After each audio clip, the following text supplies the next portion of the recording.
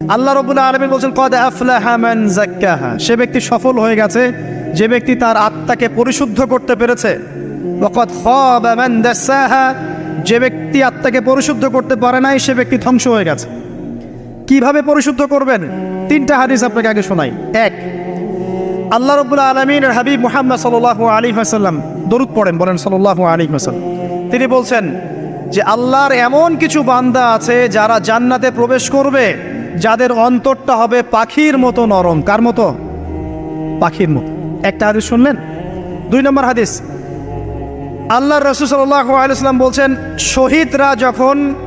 শহীদদের আত্মা যখন আল্লাহর কাছে পৌঁছায়, আল্লাহ রাব্বুল আলামিন সেই আত্মাগুলোকে সবুজ রঙের কিছু পাখির মধ্যে প্রদান করেন এবং সেই পাখিগুলো আরশের নিচে লণ্ঠন আছে এখানে বসে থাকে এবং তারা জান্নাতের যে কোনো জায়গায় যায়, ঘুরে খাবার খায়, আবার ফিরে আসে।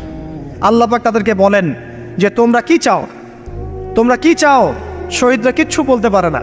কি চাইবো? আল্লাহ এত নিয়ামত দিয়েছেন, কি চাইব? যখন আল্লাহ বারংবার প্রশ্ন করতে থাকেন তোমরা কি আর কিছু চাও, তোমরা কি আর কিছু চাও, তোমরা কি আর কিছু চাও, তখন শহীদরা শেষে বুঝে যে আমাদের কিছু না কিছু তো বলতে হবে এখন। তখন তারা বলে হে আল্লাহ, আমরা আরো একবার পৃথিবীতে যেতে চাই এবং তোমার পথে জীবন দিয়ে আবার ফিরে আসতে চাই। আল্লাহ পাক বলেন এই সুযোগ তো আর নেই, অতএব তোমাদের